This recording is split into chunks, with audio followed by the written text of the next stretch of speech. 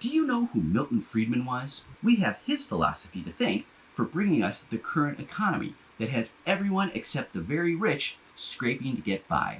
His ideas are what bring us insane CEO pay packages and intense economic inequality. Let me tell you all about him. After his death in 2006, Milton Friedman was heaped with accolades. The Economist eulogized him as a heavyweight champ at 5'2", a giant among economists, and the most influential economist of the second half of the 20th century, possibly all of it. They weren't wrong. George Will called him the most consequential public intellectual of the 20th century. Rush Limbaugh said he was a rock star and that his writing should be the Bible for young people. Others went further still, saying that Friedman's mantra of free markets, free prices, consumer choice, and economic liberty is responsible for the global prosperity we enjoy today. How did this diminutive economics professor become such a towering presence? Why has this avuncular little man, spreading his ideas like an old-school Sunday preacher, made such a massive impact on the world? Born to Jewish Hungarian immigrants in Brooklyn, New York, 1912, he was the youngest of four. His parents were dry good merchants who later owned a clothing store in New Jersey.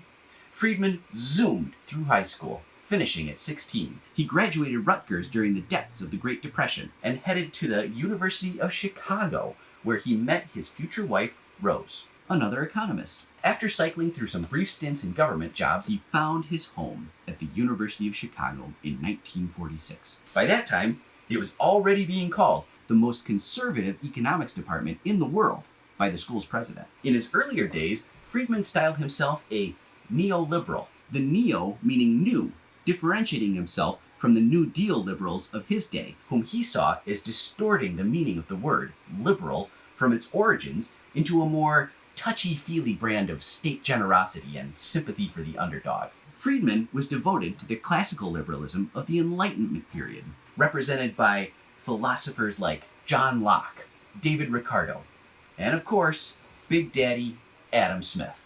Enlightenment liberals were all about the virtues of self-reliance. As Friedman wrote in his masterwork, Capitalism and Freedom, the heart of the liberal philosophy is a belief in the dignity of the individual, in his freedom to make the most of his capacities and opportunities according to his own lights, subject only to the proviso that he not interfere with the freedom of other individuals to do the same. This implies a belief in the equality of men in one sense, in their inequality in another. Each man has an equal right to freedom.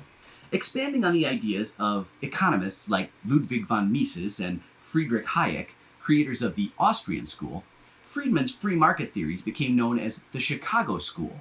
Friedman lived in an era defined by the work of economist John Maynard Keynes, who developed his philosophy in response to the Great Depression.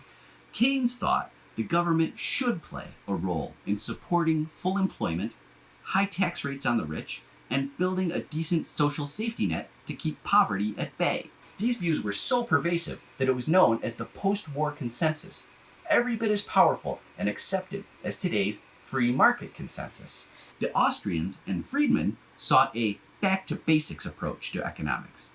Hayek, for example, warned that any government planning in the economy was the road to serfdom, the title of his most famous book, a threat to individualism and a slippery slope that could lead only to totalitarian control. Friedman's Chicago School refined and amplified this message into a ready-made package of policies that could be implemented when the time came. As Friedman wrote, only a crisis, actual or perceived, produces real change. When that crisis occurs, the actions that are taken depend on the ideas that are lying around. The rough outline of the policies that Friedman kept warm in his back pocket were deregulation of business, massive tax cuts for the rich, privatization of publicly owned enterprises, and the destruction of labor unions. This became known as the neoliberal agenda. Friedman and his followers fervently believed that these policies were the key to a more prosperous economy for everyone. Did that work? I think you're already living with the answer. I don't need to tell you that part of the story. All you have to do is look at your monthly credit card bill to see how that worked out. But there's lots more of this story to tell. Please like, favorite, follow, and sign up for my free Substack. Let's make them pay. What? It's true. I need you to be extra quiet. You can watch Daddy, but you gotta be quiet, okay? Lulu.